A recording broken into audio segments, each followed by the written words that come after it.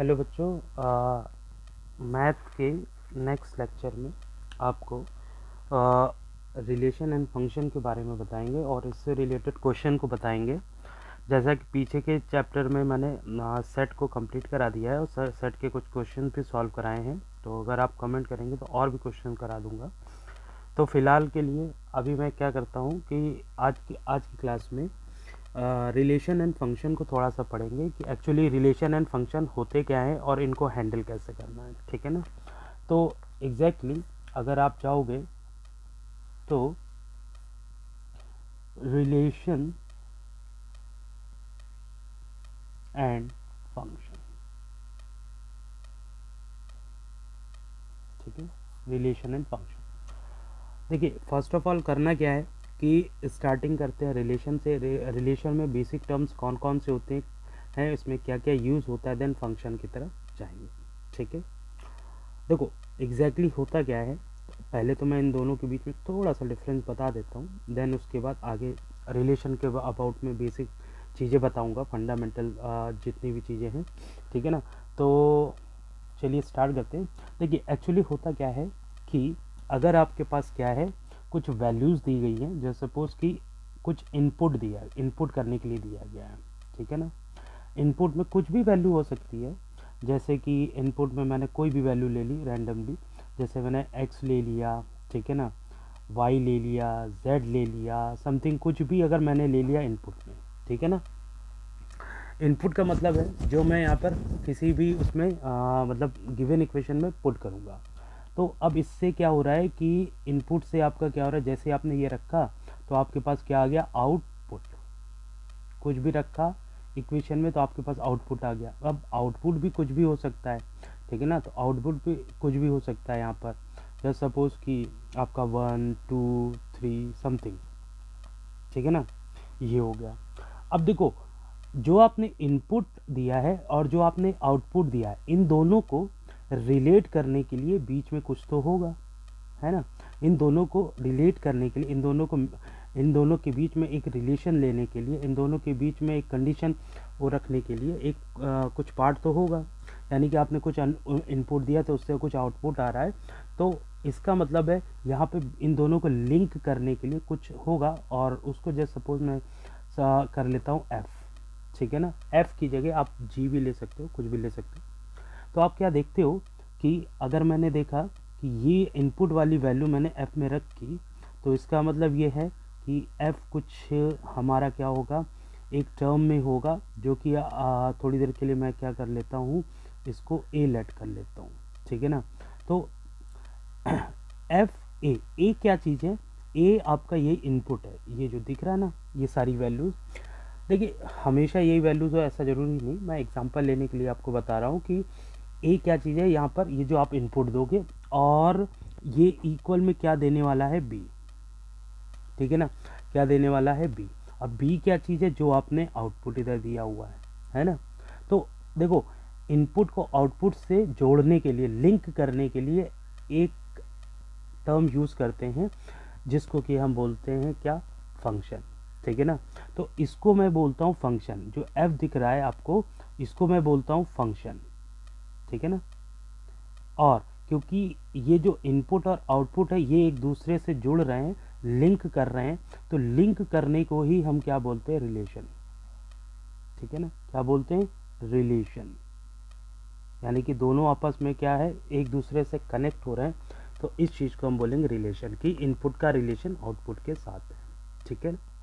अब आप ऐसे जितने भी टर्म्स लोगे तो देखो एग्जैक्टली क्या होगा कि एक इनपुट पर, देखिए अगर हम एक इनपुट दे रहे हैं तो एक ही आउटपुट आएगा, उससे ज़्यादा नहीं आना चाहिए, तो ये फंक्शन को रिप्रेजेंट करेगा, ठीक है ना। एक इनपुट पर अगर एक इनपुट आप दे रहे हो तो एक ही आउटपुट आना चाहिए, ठीक है ना। तो ऐसा नहीं है कि सेम इनपुट पर दो आउटपुट आ रहे हैं, मतलब इसका मतलब क्या है कि इसको मैं अभी आगे बताऊंगा अभी, ठीक है ना। तो मैं थोड़ा सा समझा देता हूँ। जैसे कि मेरे पास फंक्शन था कि एफ ए इक्वल्स बी, ठीक है ना। तो देखो ए की प्लेस पर अगर कोई भी वैल्यू रख दो इनमें से, या कोई भी कुछ भी, जैसे सपोज मैंने यही रख दिया, तो पहले ए की प्लेस पर एक्स रखा, ठीक है ना, तो एक्स रखने पर इनमें से कोई वैल्यू आ रही है, जस्ट सपोज यहाँ पर आ रहा है 1, ठीक है ना, तो देखो एक्स इनपुट देने पर जो पूरा फंक्शन है वो 1 आउटपुट दे रहा है। अब सिमिलरली अगर मैं ऐसा सोचूं कि फिर से x देने पर इस बार आउटपुट 2 आ जाए, क्या आ जाए, आउटपुट 2 आ जाए, तो देखो ऐसा पॉसिबल नहीं होगा कि सेम, अगर आप सेम इनपुट दे रहे हो और दो अलग अलग आउटपुट आए आपका, ठीक है ना, ऐसा किस में पॉसिबल नहीं है, ये फंक्शन में पॉसिबल नहीं होता है ना, कि अगर आप सेम इनपुट दे रहे हो और दो अलग अलग आउटपुट आए, ऐसा फंक्शन में पॉसिबल नहीं होगा, ठीक है ना, नॉट पॉसिबल इन फंक्शन, ठीक है, नॉट पॉसिबल इन फंक्शन, ठीक। बट ये रिलेशन होगा, रिलेशन का क्या मतलब होता है, सीधा सीधा रिलेशन का मतलब होता है कि आपने जितने इनपुट दिए हैं वो आउटपुट से रिलेट करने चाहिए। आपने एक ही इनपुट दिया है, दो आउटपुट दे रहा है, जैसे सपोज कि आपने क्या किया, एक्स ही दिया था, है ना, तो ये क्या कर रहा है, दो आउटपुट दे रहा है, 1 भी दे रहा है, 2 भी दे रहा है ना, तो क्या कर रहा है कि 1 भी दे रहा है और 2 भी दे रहा है, तो देखो ये इससे भी रिलेटेड है, इसको R1 रिलेशन मान लो, ये इससे भी रिलेटेड है, ये R2 है, तो रिलेशन तो बनेगा बट ये फंक्शन नहीं होगा। तो बेसिकली कहने का मतलब है एक इनपुट पर एक ही अगर आउटपुट आ रहा है तो वो फंक्शन को शो करेगा, और अगर एक इनपुट पर एक से ज़्यादा आउटपुट आ रहे हैं तो वो फंक्शन को तो नहीं शो करेगा बट वो रिलेशन को शो करता है। एक ही इनपुट पर एक से ज़्यादा आउटपुट आ रहा है, रिलेशन बन सकता है बट वो फंक्शन नहीं होगा। अब ये फंडामेंटल चीज़ें हैं, ठीक है ना, जो कि रिलेशन एंड फंक्शन के बारे में। रिलेशन तो किसी का किसी के साथ, वेरिएबल का वेरिएबल के साथ हो सकता है बट फंक्शन पॉसिबल नहीं है, ठीक है ना, तो फंक्शन के लिए एक इनपुट के लिए एक आउटपुट ही आपका आना चाहिए, ठीक है ना, तो ये चीज़ें हैं। अब देखिए आगे बढ़ते हैं थोड़ा सा और देखते हैं कि रिलेशन के बेसिक टर्म्स क्या हैं और इनसे रिलेटेड और क्या सारी चीज़ें हैं। देखिए सबसे पहला रिलेशन को मैं समझाने जा रहा हूँ, तो रिलेशन को बहुत अच्छे से समझिएगा, और रिलेशन में कोई प्रॉब्लम है, कुछ आपके पास क्वेश्चन है तो आप सेंड कर सकते हो, ठीक है। तो रिलेशन में बेसिक चीज़ें क्या हैं कि रिलेशन में बेसिक चीज़ें क्या हैं कि इसमें आपके पास सबसे पहला टर्म आता है ऑर्डर पेयर, ठीक है, कौन सा टर्म, ऑर्डर्ड पेयर। अब ये ऑर्डर्ड पेयर क्या है, देखिए जैसा कि नाम से ही समझ में आ रहा है पेयर। अब पेयर किस चीज़ का होगा, ये पेयर होगा कि क्या इनपुट दे रहे हो और क्या आउटपुट आ रहा है, ये पेयर है। पेयर का मतलब है कि एक ऐसे ब्रैकेट लेना है, उसमें इनपुट देकर आउटपुट आपको निकालना है ना, इनपुट देकर आउटपुट निकालना है, तो ये दोनों इनपुट आउटपुट जो होंगे इसको ऑर्डर पेयर बोलेंगे। अब क्योंकि जब हम क्वेश्चन को सॉल्व करते हैं तो इसको हम क्या करते हैं कि देखो कोऑर्डिनेट सिस्टम के थ्रू थोड़ा सा समझते हैं, क्योंकि ज़्यादातर कोऑर्डिनेट मतलब मोस्टली जो होता है कोऑर्डिनेट सिस्टम के थ्रू चलता है ये। तो अगर मैं ये x लूँ और ये y लूँ जस्ट सपोज, ठीक है, अब मैंने क्या किया कि ये 0 है, ये 1 और ये 2 है, ठीक है ना, तो यहाँ पर मैंने क्या किया, इसको 1 ले लिया, इसको 2 ले लिया, और आगे चाहो तो 3 ले लो। सिमिलरली ये क्या है, 1 है, 2 है और ये 3 है, ठीक है।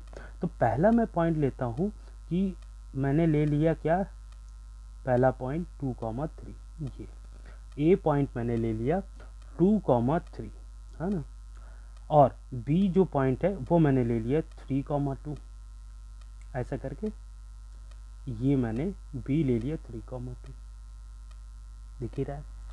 अब आप एक चीज़ देखो कि यहाँ पर जो दो नंबर आपके पास आ रहे हैं कि एक पॉइंट ए के लिए 2,3 आ रहा है ना, और इसी तरह से बी के लिए 3,2 आ रहा है, ठीक है। अब यही ऑर्डर पेयर है, आप देखो यही ऑर्डर पेयर है कि आपने क्या किया कि ए पॉइंट को जब दिखा रहे हो तो यहाँ पर दो वो आ रहे हैं, ठीक है ना, दो कोऑर्डिनेट आ रहे हैं, तो फर्स्ट कोऑर्डिनेट ऑलवेज एक्स होता है, सेकंड कोऑर्डिनेट ऑलवेज वाई होता है, ठीक है ना। तो ऑर्डर पेयर में भी आपके पास क्या होता है, एक सिस्टम एक्स का होता है और एक सिस्टम वाई का होता है। ठीक है, जो एक्स का सिस्टम होता है उसको जितने भी एक्स के पॉइंट्स होंगे तो उसको हम यहाँ पे डोमेन बोलते हैं, और जितने भी वाई के पॉइंट होते हैं उसको यहाँ पर रेंज बोला जाता है।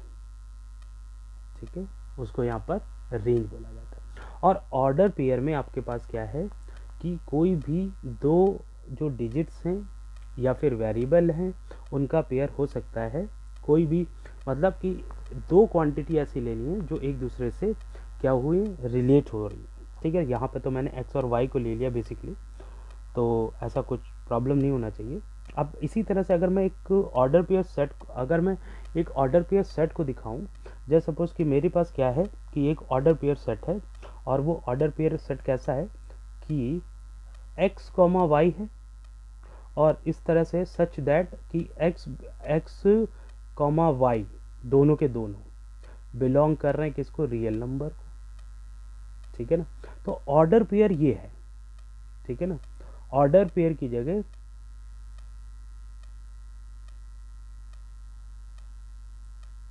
आपके पास, अब आपको ये एक सेट दिया हुआ है और इससे आपको बहुत सारे ऑर्डर पेयर बनाने हैं। देखो उसने बोला एक्स और वाई क्या है, रियल नंबर है, तो कोई भी रियल नंबर रख दो। जस्ट सपोज मैंने एक्स की जगह 1 रख दिया, वाई की जगह 2 रख दिया, दोनों क्योंकि रियल नंबर है तो चलो पहले 1 1 ही ले लेता हूँ, तो एक ऑर्डर पेयर ये बन रहा है। फिर इसी तरह से मैंने एक्स की जगह 1 ले लिया और वाई की जगह 2 ले लिया, तो दूसरा ऑर्डर पेयर ऐसा बन रहा है। तो इस तरह से बहुत सारे डिफरेंट ऑर्डर पेयर आप बना सकते हो, सिंपल है। ठीक है ना, ये बहुत सारे ऑर्डर पेयर आप यहाँ पे बना सकते हो, और ये जो जितने भी ऑर्डर पेयर बन रहे हैं ये आपके रिलेशन को शो करते हैं। ठीक है ना, ये आपके रिलेशन को शो करते हैं कि ये आपका रिलेशन दिख रहा है। ठीक है ना, किसका किसके साथ, एक्स का वाई के साथ रिलेशन यहाँ पर आपको दिख रहा है। ठीक है, अब आप देखो थोड़ा सा आगे बढ़ते हैं, और अगर मैं इसी चीज़ को सेट के थ्रू समझाऊं, मतलब कि अगर जो मैंने सेट पीछे पढ़ रखा है उसके थ्रू समझाऊं तो इसमें क्या होगा। ठीक है, और उससे भी पहले अगर मैं एक छोटा सा क्वेश्चन अगर मैं लेता हूं और रिलेशन के अबाउट में। ठीक है ना, और वो क्वेश्चन कुछ ऐसा है कि देखो क्या है कि एक्स एंड वाई जो होगा, ये जो मैंने एक्स एंड वाई लिया है, जस्ट सपोज इसका ऑर्डर पेयर दिया हुआ है आपको, क्या ऑर्डर पेयर आपको दिया है, ऑर्डर पेयर ये क्वेश्चन में दिया हुआ है। ऑर्डर पेयर दिया हुआ है 2x माइनस 1 कॉमा माइनस 5। ठीक है, ये ऑर्डर पेयर क्या कह रहा है कि इक्वल है किस ऑर्डर पेयर के, x कॉमा वाई प्लस 1, इस ऑर्डर पेयर के इक्वल है ये ऑर्डर पेयर, ये उसने दिया हुआ क्वेश्चन में। और फाइनली वो बोल रहा है कि ये दोनों इक्वल हैं, तो बताओ x और y जो है यानी कि डोमेन और रेंज जो है वो हम कैसे निकालें। ठीक है ना, मतलब x और y की वैल्यू निकलेगी तभी तो यहाँ पर रखोगे तो और आपको x और y मिलेगा टोटल, मतलब यानी कि कोऑर्डिनेट ऑफ x और कोऑर्डिनेट ऑफ y मिलेगा। तो अगर आप यहाँ पे ध्यान से देखोगे तो आप क्योंकि ये दोनों इक्वल हैं तो इसके फर्स्ट एलिमेंट का फर्स्ट एलिमेंट के साथ कंपैरिजन होगा, तो यहाँ पर 2x माइनस 1 इक्वल कितना आ जाएगा, x। तो यहाँ से अगर x को इधर ट्रांसपोज करोगे और ये 1 इधर आएगा, तो that's why 2x minus x और ये 1, और it would be x equal to 1, है ना। तो x की वैल्यू आ गई। सिमिलरली y की वैल्यू कंसीडर कर लेते हैं, तो y कितना हो जाएगा, -5, इसका सेकेंड वाला सेकेंड से कंपेयर होगा, इक्वल होगा -5 y plus 1, that's why y ये 1 इधर आ जाएगा, तो आ जाएगा -5 माइनस 1 दैट इज -6, तो y की वैल्यू आ जाएगी -6, है ना। तो x और y की वैल्यू आ गई अननोन वैल्यू की। अब आपसे अगर डोमेन रेंज पूछता है तो आपको पता ही है कि जो भी उसने ऑर्डर पेयर दिया है उसका पहला एलिमेंट ऑलवेज डोमेन और दूसरा एलिमेंट ऑलवेज रेंज। तो डोमेन कितना हो जाएगा, अगर मैं बात करूँ तो डोमेन मेरे पास हो जाएगा 2, x की वैल्यू 1 है -1, तो दैट्स वाई ये कितना हो जाएगा 1, और रेंज मेरे पास क्या हो जाएगा, रेंज हो जाएगा, क्योंकि देखो यहाँ पर हमारे पास रेंज तो पता ही है कि -5 आ रहा है, कोई प्रॉब्लम नहीं। ठीक है ना, रेंज नहीं यहाँ पर निकालने की ज़रूरत नहीं है, तो यहाँ पर सीधा सीधा -5 आ रहा है। ठीक है ना, तो इस तरह से आपका क्या होता है, डोमेन और रेंज भी आप कंसीडर कर सकते हो। है ना। तो ये आपका यहाँ पर हमारे पास क्या है, इसको बोलेंगे डोमेन और रेंज, ठीक है ना, डोमेन एंड रेंज। ये तो -5 है सीधा सीधा, ठीक है। तो ये बहुत बेसिक क्वेश्चंस हैं। अभी मैं आगे और बढ़ूँगा और मतलब कुछ सेट के थ्रू बताऊँगा जिसमें प्रोडक्ट भी फाइंड करना है। ये तो मैंने सीधे सीधे आपको बताया है। चलिए आगे देखते हैं।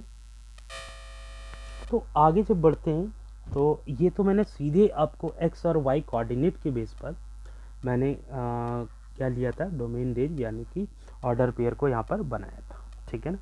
अब अगर मैं क्या करूँ, कुछ सेट के थ्रू दूँ, तो जब सेट के थ्रू जाऊँगा तो वहाँ पर बनता है कार्टेशियन प्रोडक्ट, कार्टेशियन प्रोडक्ट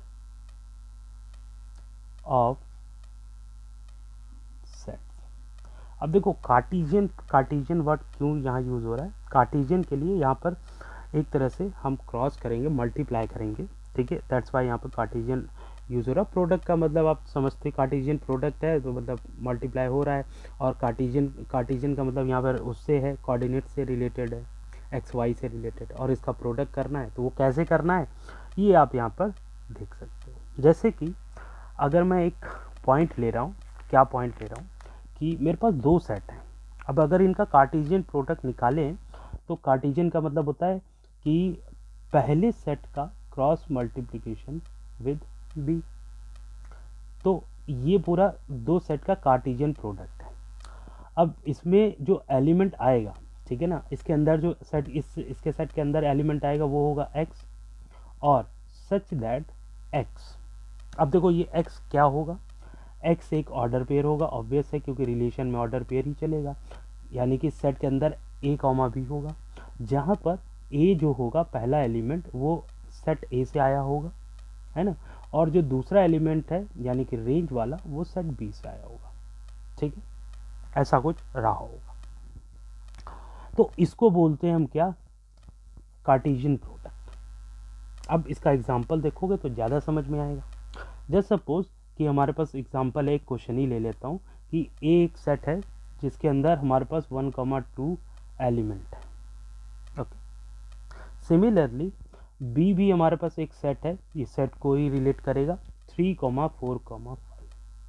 अब आप यहाँ पे ध्यान से देखो तो ए क्रॉस बी कितना आएगा, ठीक है ना, एंड अगर आप बी क्रॉस ए निकाल लो वो कितना आएगा। ये दोनों की वैल्यू हमें क्या करनी है, निकाल के रिलेशन में इन दोनों का कार्टेशियन प्रोडक्ट निकाल के दिखाना है।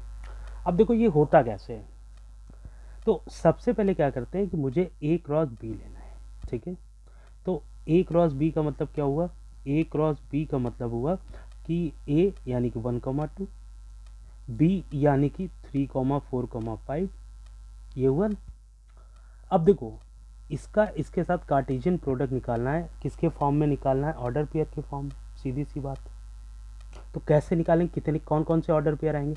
तो सबसे पहले क्या करना है कि जो पहला वाला सेट है इसका पहला एलिमेंट आप लिख लो।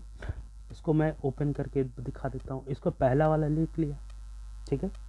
और इस पहले का इन तीनों के साथ दूसरे वाले सेट के 1 2 3 जितने भी हैं उनके साथ वो करना है, मतलब ऑर्डर पेयर तैयार करना है। तो यानी कि जैसे इसका पहला और इसके तीनों को ऐसे लिख लो 3 4 5, है ना। सीधे सीधे भी आप ले सकते हो, मैं थोड़ा सा ओपन करके दिखा रहा हूँ, देन उसके बाद सीधा भी बता दूंगा। तो देखो ए का पहला एलिमेंट और इस बी के सारे एलिमेंट जितने भी हैं, तो इसका पहले इसके साथ ऑर्डर पेयर बनाओ, फिर इसके साथ बनाओ, फिर इसके साथ बनाओ। तो जब आप देखोगे इसका इसके साथ ऑर्डर पेयर बनेगा तो 1,3 आ जाएगा, और इसका इसके साथ बनेगा तो ये आ जाएगा 1,4। सिमिलरली इसके साथ बनेगा तो 1,5, है ना, 1,3 1,4 1,5, सीधा सीधा पहला एलिमेंट हो गया खत्म। अब कौन सा बचा, दूसरे को भी ऐसे पिक कर लो, दूसरे को पिक कर लिया, फिर इन तीनों के साथ रिलेट करो, 1 2 3, 3 के साथ कर दिया रिलेट। अब इसका ऑर्डर पेयर आप देखो ध्यान से 2,3 2,3, इसका ऑर्डर पेयर 2,4, इसका ऑर्डर पेयर कितना 2,5 आया ना। तो अब देखो ए सेट के जितने एलिमेंट थे उनका बी सेट के सारे एलिमेंट के साथ रिलेशन आ चुका है, और ऑर्डर पेयर हम यहाँ पर क्या कर चुके हैं, ऑर्डर पेयर हम यहाँ निकाल चुके हैं। अब अगर हमने देखा तो तो ये जितने भी ऑर्डर पेयर आपको आ रहे हैं ये किसके सेट को दिखा रहे हैं, ये पूरे सेट को दिखा रहे हैं ए क्रॉस बी के, Cartesian product of A cross B, है ना, कार्टेशियन प्रोडक्ट है सेट का। तो यहाँ पर देखो ए क्रॉस बी फाइनली अगर आप देखो तो ये सेट होगा किसका, इन सारे ऑर्डर पेयर का। पहला ऑर्डर पेयर है 1,3, दूसरा ऑर्डर पेयर है 1,4, उसके बाद है 1,5, उसके बाद है 2,3, इसके बाद है 2,4 और इसके बाद है 2,5। फाइनली सारे ऑर्डर पेयर हो गए, तो ये ए क्रॉस बी का सेट कंप्लीट है ना, ए क्रॉस बी का सेट कंप्लीट। अब आप इसको डायरेक्ट भी कर सकते थे, ये तो मैंने एक्सपांड करके बताया। अब जैसे कि पहले देखो जो पहला वाला सेट होगा उसका पहला एलिमेंट पहले इसके साथ ऑर्डर पेयर बनाया तो 1,3, फिर 1 का 4 के साथ हुआ तो 1,4। ऑर्डर पेयर में ये देखो स्मॉल ब्रैकेट लगाना ज़रूरी है, ठीक है ना। तो इस तरह से सबका रिलेशन करते चले गए, तो आपके पास देखो कि ए सेट के जितने एलिमेंट उनका रिलेशन बी सेट के साथ सारे के साथ हुआ और इन्होंने ऑर्डर पेयर बना दिया, तो ये कार्टेशियन प्रोडक्ट हो जाएगा इसका, ठीक है ना, समझ में आई बात, ठीक। तो अगर आप यहाँ से देखो तो बी क्रॉस ए कितना आ जाएगा इसी तरह से। अब यहाँ पे केस उल्टा पड़ जाएगा। अब आप अगर बी क्रॉस ए लोगे तो बी क्रॉस ए लेने पर अब आपको उल्टा चलना पड़ेगा, है ना। उल्टा चलने का मतलब क्या है कि इसको पहले दिखाना पड़ेगा और इसको बाद में। जब इसको पहले दिखाओगे तो हमारे पास होगा क्या, मैं यहाँ लिख देता हूँ बी क्रॉस ए, तो ये होगा 3,4,5, ये बी है पहला, क्रॉस ए जो है 1,2 है ना। अब इन दोनों का क्रॉस प्रोडक्ट चाहिए तो ऐसा कर्ली ब्रैकेट बना लो। अब इसका पहला एलिमेंट इसके साथ ऑर्डर पेयर बनाएगा तो 3,1, पहला एलिमेंट दूसरे के साथ बनाएगा तो 3,2, इसी तरह से ये ख़त्म। अब इसके बाद दूसरा एलिमेंट 4,1, फिर 4,2, फिर ये फिनिश। अब इसके बाद 5 की बारी तो 5,1 एंड 5,2, तो सारे एलिमेंट ख़त्म बी के। तो ये पहले वाले जो सेट है उसके सारे एलिमेंट ख़त्म होने पर ये ऑर्डर पे ये जो सेट बन रहा है कंप्लीट बी क्रॉस ए का बन गया। अब आप अगर इसको देखो ध्यान से, इसको इसके साथ कंपेयर करो, इसको इसके साथ ए क्रॉस बी और बी क्रॉस ए को कंपेयर करो तो आपको क्या दिख रहा है, क्या ये दोनों सेट इक्वल है, कार्टेशियन प्रोडक्ट जो है यानी कि रिलेशन, तो वो तो इक्वल है ना। तो ये इसका रिलेशन मान लो कि R1 है और इसका रिलेशन मान लो कि R2 है, तो आपको सीधे दिख रहा है कि R1 does not equal to R2, दोनों की वैल्यू अलग अलग आ रही। तो दैट्स वाई हम ये यहाँ से कंसीडर करते हैं कि ए क्रॉस बी जो होता है बी क्रॉस ए के इक्वल नहीं होगा, ठीक है ना। तो ये चीज़ याद रखना, मैक्सिमम केस में नहीं होगा, कुछ केस होते हैं, मतलब कुछ केस होगा वहाँ जहाँ पर होगा, जहाँ पर आइडेंटिकल एलिमेंट्स होंगे वहाँ पर हो जाएगा, है ना। आइडेंटिकल एलिमेंट्स में ये हो जाएगा ए क्रॉस बी और बी क्रॉस ए। अब ये जो आइडेंटिकल एलिमेंट का मतलब वही है कि अगर आपने ए में 1 ले लिया और बी में भी 1 ले लिया, अब ये दोनों आइडेंटिकल है, तो अगर आप इसका ए क्रॉस बी कर दो तब भी इसका आउटपुट कितना आ जाएगा, ए क्रॉस बी करने पर 1,1 आएगा, या फिर बी क्रॉस ए भी करोगे तब भी ये क्या होगा कि 1,1 आएगा, है ना। तो इसका मतलब ये इस केस में आइडेंटिकल जब एलिमेंट होंगे इस केस में इक्वल हो सकता है, बट बाकी जो डिफरेंट या डिस्टिंक्ट एलिमेंट होने पर ये इक्वल नहीं होगा, है ना। तो ये चीज़ भी आपको थोड़ा सा ध्यान देनी, ठीक है। तो आई होप ये कार्टेशियन प्रोडक्ट जो है वो आपको समझ में आया होगा, ठीक है ना, यानी कि जो कोऑर्डिनेट सिस्टम है उसके जो प्रोडक्ट है ये है। अब देखो इसमें बहुत सारे क्वेश्चंस भी बनते हैं छोटे मोटे, है ना, उन क्वेश्चन को कैसे सॉल्व करना है वो भी देख सकते हो। देखो तो अगर मेरे को एक क्वेश्चन दिया गया है कि क्वेश्चन क्या है कि यहाँ पर क्वेश्चन है कि 3 सेट हैं ए बी सी जो हैं ये सेट्स हैं 3। अब इसमें कह रहा है कि भाई प्रूफ करके दिखाओ, ऐसे बहुत सारे सिस्टम आपको प्रूफ करने पड़ सकते हैं, मैं एक देखो करके दिखाता हूँ और आप इसी तरह से बाकी को ट्राई करोगे, नहीं आता है तो आपको मैं फिर नेक्स्ट वीडियो में तो बताऊँगा। ए क्रॉस बी यूनियन और ए क्रॉस सी, ये मुझे प्रूफ करना है। अब इसको 2 वे में प्रूफ कर सकते हैं, एक तो होता है कि वेरिएबल को सीधे सीधे लेके प्रूफ कर दें, और एक होगा कि उसमें हम सेट में कुछ एलिमेंट अपने आप लेट कर लें देन उससे प्रूफ कर दें। अब मैं दोनों मेथड बताता हूँ, तो जो आपको इजी लगे बुक में, क्योंकि ये वाला मेथड दिया होता है तो बट आप किसी भी मेथड से सॉल्व कर सकते हो। जैसे कि आपको जो लेफ़्ट साइड दिया राइट साइड आपको लाना है, ठीक है। तो सबसे पहले क्या करना है कि लेट कर लेना एक ऑर्डर पेयर। जैसे ऑर्डर पेयर मैंने x, y ले लिया, ये किसका एलिमेंट है, इस लेफ़्ट वाले का, तो ये हो जाएगा a cross b union c का एलिमेंट है, ठीक है।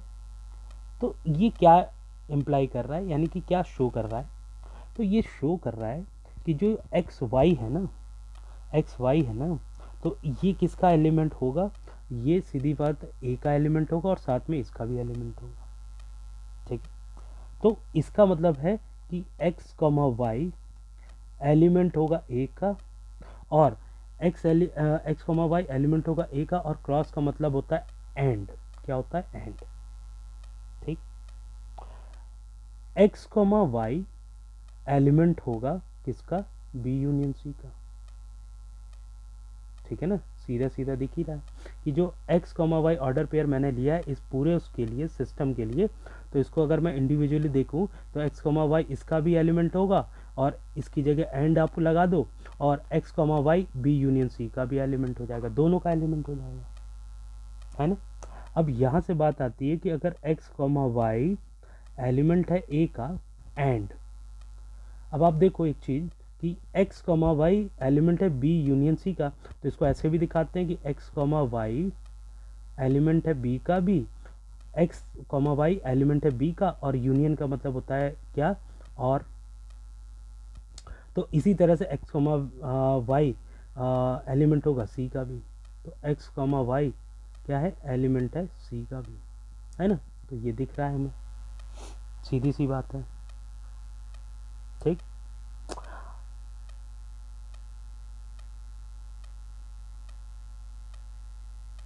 है ना, ये दिख रहा है। अब एक चीज़ यहाँ पर आपको ध्यान देनी है, और वो चीज़ क्या है कि थोड़ा सा लिटिल मिस्टेक हुआ है, और मिस्टेक ये हुआ है, मुझे करना क्या था कि x comma y element of A था, क्रॉस बी यूनियन सी, मेरा ये थोड़ा सा यहाँ पे मिस्टेक हुआ, और वो मिस्टेक ये क्या है कि देखो, जब मैंने ऊपर अभी बताया कि अगर ऑर्डर पेयर है और अगर वो कार्टेशियन प्रोडक्ट को शो कर रहा है ए क्रॉस बी यूनियन सी को, ठीक है ना, मतलब कि ए तुम्हारा एक पूरा सेट है और बी यूनियन सी तुम्हारा एक पूरा सेट है, तो देखा जाए तो ए एक तरह से ये ए क्रॉस बी को ही रिप्रेजेंट कर रहा है, ठीक है ना। तो यहाँ पे थोड़ा सा मिस्टेक हो गया, इस चीज़ को थोड़ा सा ध्यान देना है, ठीक है ना। तो एक्चुअली में ये किस चीज़ को दिखा रहा है, ये ही दिखा रहा है, ये थोड़ा सा मिस्टेक हुआ, इसको थोड़ा सा सही करेंगे। और वो सही क्या करेंगे कि देखो एक्स कॉमा वाई क्या है, ये इस पूरे सिस्टम का एलिमेंट है। तो मैंने ये बताया था कि जो एक्स होगा वो पहले से आता है ना, जैसा कि अभी मैंने पीछे बताया था कि अगर हमारे पास क्या है कि दो ऑर्डर पेयर है 1,2, थोड़ा सा जो ऊपर क्वेश्चन बताया था, और ये क्या है Cartesian product A cross B में आ रहा है, तो यानी कि पहला एलिमेंट ए का होता है, दूसरा एलिमेंट बी का होता है। तो ये मैंने थोड़ा सा वो कर दिया था मिस्टेक, उसको इम्प्रूव करते हैं और आगे बढ़ते हैं, ठीक है। तो देखिए यहाँ पर एक्स कॉमा वाई इस पूरे सेट का है, तो एक्स एलिमेंट होगा किसका, एक्स एलिमेंट होगा ए का, है ना, एक्स यानी कि पहला एलिमेंट पहले सेट का और दूसरा एलिमेंट दूसरे सेट का, है ना। तो देखो एक्स एलिमेंट ए और फिर इसकी जगह लगेगा एंड, और फिर y element b union c का होगा, यानी कि आप ये कह सकते हो कि y एलिमेंट है b का भी, यूनियन का मतलब होता है और y एलिमेंट है आपका किसका, c का भी, है ना। तो ये हो जाएगा, ठीक। अब आपको बस कुछ नहीं करना है, इसको एंड के साथ इसके साथ भी लेना है, तो यहाँ से क्या होगा, x एलिमेंट होगा a का, एंड ये पूरा पार्ट इसमें जाएगा, तो y एलिमेंट है b का, बीच में क्या लगा और, तो यहाँ और लगा दो, फिर ये वाला पार्ट इसमें भी जाएगा, तो x एलिमेंट है a एंड y एलिमेंट है c, ये आ जाएगा सीधा सीधा, है ना। अब ये आ गया। अब अगर ये आ गया आपके पास, तो आप यहाँ से क्या देखते हो कि आपको लाना क्या था, आपको लाना था A cross B union A cross C, सीधा है। तो अगर आप इन दोनों को देखो, इन दोनों को देखोगे तो ये क्या ही दिखा रहे हैं कि एक्स एलिमेंट ए का और वाई एलिमेंट बी का, तो इसका मतलब ये, और बीच में क्या लगा एंड, तो इसका मतलब ये हो जाएगा कि एंड का मतलब क्या हो गया क्रॉस, तो ए क्रॉस बी हो जाएगा और एक्स कॉमा वाई एलिमेंट हो जाएगा किसका, ए क्रॉस बी का। सीधी सी बात है, इन दोनों को जोड़ेंगे तो हमारे पास हो जाएगा x comma y element of A cross B, तो ये हो जाएगा ए क्रॉस बी। अब इसी तरह से यहाँ यूनियन लगा हुआ है, और का मतलब यूनियन, इन दोनों को जोड़ेंगे तो ये हो जाएगा एक्स कॉमा वाई, और ये हो जाएगा क्या, एंड का एलिमेंट ऑफ ए क्रॉस सी, है ना, ये हो जाएगा सीधा सीधा। अब देखो दोनों में ही x कॉमा वाई है, दोनों को हम एक बार लिख सकते हैं कि x कॉमा वाई एलिमेंट है किसका, A cross B union A cross C का, तो A cross B union A cross C का। तो इस तरह से अगर आप यहाँ से ध्यान से देखो, इस तरह से आप यहाँ ध्यान से देखो, जहाँ से चले थे वहाँ पे हमने क्या किया था, एक्स वाई को एलिमेंट लिया था लेफ्ट साइड का, और देखो एक्स वाई एलिमेंट हो गया राइट साइड का, मतलब ये पूरा, तो यानी कि इससे ये प्रूव हो गया, लेफ्ट से राइट देखो प्रूव हो गया, है ना, करेक्ट। तो ये इस तरह से भी हम प्रूव कर सकते हैं। आप चाहो तो इसको सेट लेकर भी प्रूव कर सकते हैं। अब सेट लेकर कैसे प्रूव करते हैं वो भी देख लीजिए। सेट लेकर कैसे प्रूव करेंगे इसको वो देखिए। जस्ट सपोज कि मैंने क्या करना है कि ए को कुछ भी छोटे छोटे सेट लीजिएगा 1,2, और बी को मैंने ले लिया 2,3, और ऐसा सेट लिया करिए जिसमें से दोनों में कुछ एक कॉमन हो और अगले वाले में भी यही हो कि 3,4। ऐसा छोटा छोटा सेट लेंगे तो सॉल्व भी जल्दी होगा और आसान भी होगा। आपको देखो क्या प्रूव करना था कि जो ए क्रॉस बी यूनियन सी है इसको इक्वल लाना था ए क्रॉस बी और यूनियन ए क्रॉस सी के, ये लाना था। तो एक तो वो तरीका है, ठीक है ना, जिसमें ऑर्डर पेयर मेथड से हम एलिमेंट लेके सॉल्व करते हैं, वो हो हालांकि टफ भी लग सकता है थोड़ा सा, बट ये थोड़ा इजी रहेगा। तो जैसे पहले ए क्रॉस बी यूनियन सी निकाल लो, तो सबसे पहले तो बी यूनियन सी निकाल लो, तो बी यूनियन सी क्या होगा, तो बी यूनियन सी सेट में मैंने बताया था कि बी और सी के वो एलिमेंट जो, मतलब बी और सी के सारे एलिमेंट लेने, और जो एलिमेंट एक से ज़्यादा बार है उसको ओनली वन टाइम, तो यानी कि 2,3,4, जो एक से ज़्यादा बार आए हैं उसको एक बार ही लेना है। तो बी यूनियन सी का मतलब ये। अब बी यूनियन सी का क्रॉस के साथ, मतलब ए के साथ क्रॉस करना है, तो ए हमारे पास क्या है, ए है, देखो अगर मैं क्या निकालूंगा ए क्रॉस बी यूनियन सी निकालूंगा तो इसका आउटपुट क्या आएगा, ए हमारे पास है 1,2 क्रॉस, और बी यूनियन सी पूरा आया 2,3,4। अब अगर इसका कार्टेशियन प्रोडक्ट निकाल लें तो ये आउटपुट कितना आएगा, देखो पहले का इसके साथ पेयर, तो ओवरऑल रिलेशन जो आएगा वो आएगा इसको, देखो इस पूरे से ये जो ये पूरा है इसको मैं R1 मान लेता हूँ, तो इसको R1 ही दिखा देता हूँ, उतना बड़ा लिखने से अच्छा है। R1 ले लिया, तो अगर आप देखो इसका इन दोनों का क्रॉस प्रोडक्ट मैंने पीछे बताया, तो कैसे निकालोगे, 1,2 पहला पेयर, फिर 1,3 दूसरा पेयर, फिर 1,4 तीसरा पेयर, फिर अब ये पहला वाला ख़त्म हो गया, अब 2 दूसरा वाला, दूसरे का क्या होगा, दूसरे का 2,2, 2 का पेयर 2 के साथ, फिर 2 का पेयर 3 के साथ, फिर 2 का पेयर लास्ट वाले के साथ। तो देखो पहला वाला आपका, ये जो पहला होता है इसी के एलिमेंट को लेना है सबके साथ, ये दूसरे वाले के साथ, तो पहला वाला दोनों ख़त्म, तो ये पूरा रिलेशन ख़त्म, इतना आ जाएगा रिलेशन, ठीक है ना, तो इतने रिलेशन आ जाएगा। अब अगर हम राइट साइड को भी देखें तो अगर वो भी यही आ जाता है तो इसका मतलब हमारा सब सही चल रहा है। तो उसमें राइट साइड में अगर आप देखोगे तो आपको ए क्रॉस बी निकालना है पहले, ठीक है। तो अगर आप इसको ध्यान से देखो ए क्रॉस बी कैसे आएगा, तो अगर आप ए देखो 1,2 है और क्रॉस बी मतलब 2,3 है ना। तो अगर आप यहाँ से बहुत ध्यान से देखोगे तो आपको ए क्रॉस बी को मैं थोड़ी देर के लिए क्या मान लेता हूँ, R2। तो R2 का क्या रिलेशन कितना आ जाएगा भाई, ये आ जाएगा 1 का 2 के साथ, तो 1,2 ऑर्डर पेयर, फिर 1 का 3 के साथ 1,3 ऑर्डर पेयर, फिर 2 का 2 के साथ 2,2 ऑर्डर पेयर, फिर 2 का 3 के साथ ये आ जाएगा। तो ए क्रॉस बी ये आ गया। सिमिलरली दूसरा है ए क्रॉस सी, तो ए क्रॉस सी क्या आ जाएगा, ए हो गया 1,2, सी क्या हो जाएगा 3,4, और इस रिलेशन को मैं R3 ले लेता हूँ। तो अगर आप इसको देखोगे तो इसका ऑर्डर पेयर क्या आएगा 1,3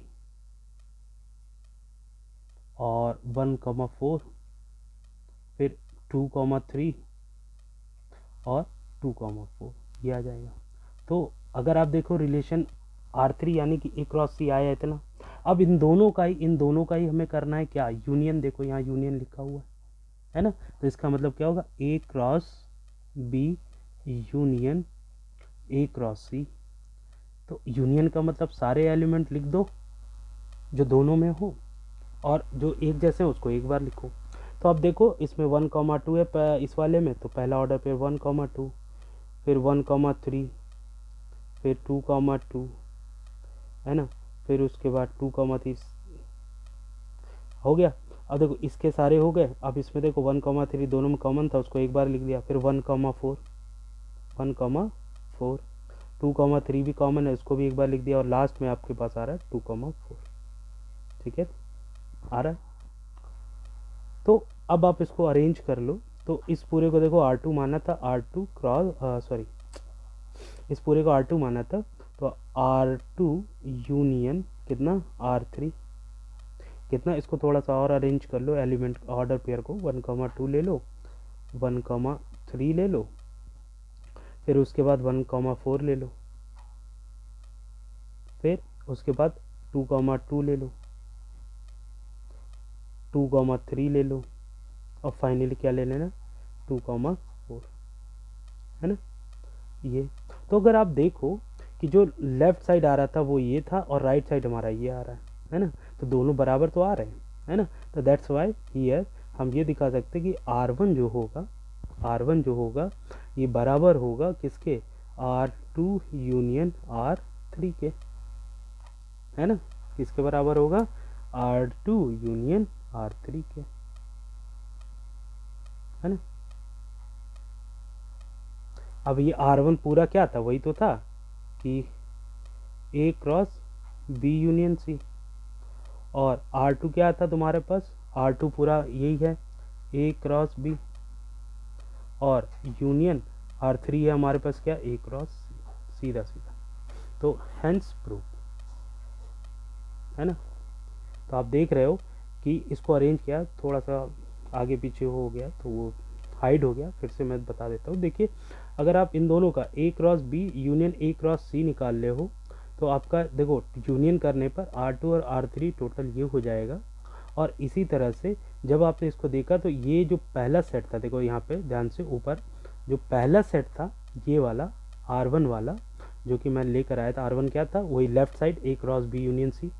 तो ये क्या होगा, ये राइट साइड के इक्वल हो जाएगा, और राइट साइड के इक्वल होने पर ये दो क्या हो जाएगा, हेंस प्रूव हो जाएगा, है ना। तो इसको इस तरह से भी प्रूव किया जा सकता है कि लेफ्ट साइड को राइट साइड के इक्वल ले आओ और ये प्रूव हो जाएगा। तो ठीक है, तो आई होप ये क्वेश्चन समझ में आया होगा, और अगर क्वेश्चन समझ में आया है तो इसको आप इसी तरह से और भी क्वेश्चन अटेम्प्ट कर सकते हो। ठीक है, चलिए, थैंक यू।